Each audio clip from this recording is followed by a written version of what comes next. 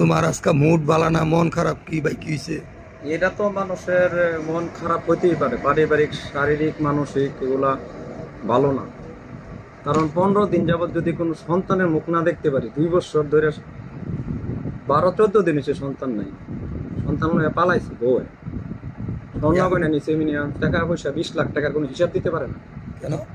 ঠিক আছে, এরপরে আমার আর আগামী মাসের 10 তারিখের ভিতরে আমি যাবো কানাডা। আচ্ছা, এই জায়গায় ব্যাংকের টাকা উড়াই দিছি, টাকা দিতাম উড়াই, তারা চলবো, তারপর বাড়ি করবো, এই জন্য আর কি মানে টাকা দিতে পারি নাই।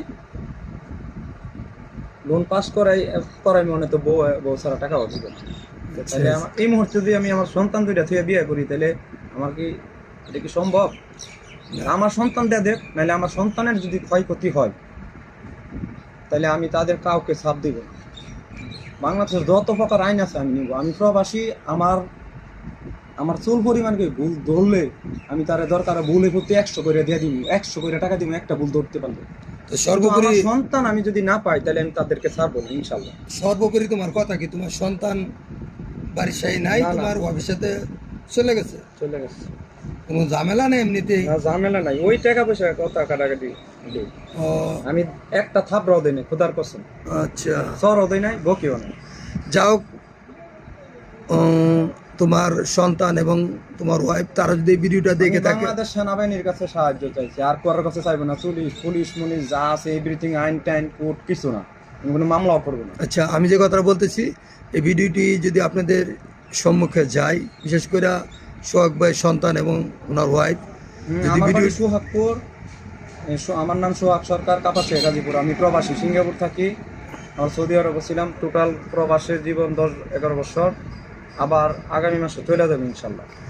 ওকে, ভালো কথা। যে কথাটা বলতে চাচ্ছিলাম, যদি সোহাগ ভাইয়ের সন্তান এবং ওনার ওয়াইফ এই ভিডিওটি দেখে থাকেন বা ওনার আত্মীয় স্বজন কেউ দেখে থাকেন, তো যেই ওনার ওয়াইফ এবং সন্তানের সন্ধান দিতে পারেন, আপনাদেরকে অসংখ্য ধন্যবাদ।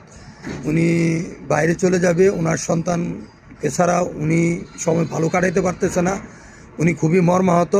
যাই হোক, আজকে এই ভিডিওতে আর বেশি কথা বাড়াইতেছি না। তো আশা করি ভিডিওটা যারা দেখেছেন, সোহাগকে সকলেই চেনেন। ওনার বাড়ি সোহাগপুর, কাপাসিয়া গাজীপুর। উনি আমার দোকানে আসেন, সবসময় আসেন। তো আমার সাথে ব্যক্তিগতভাবে ওনার সম্পর্ক খারাপ না, ভালো। সো আমিও চাই ওনার বাচ্চা এবং ওনার ওয়াইফ নিয়ে সে সুখে থাক। তো ভুল বোঝাবুঝি হইতেই পারে, এটা বড় কোনো বিষয় না।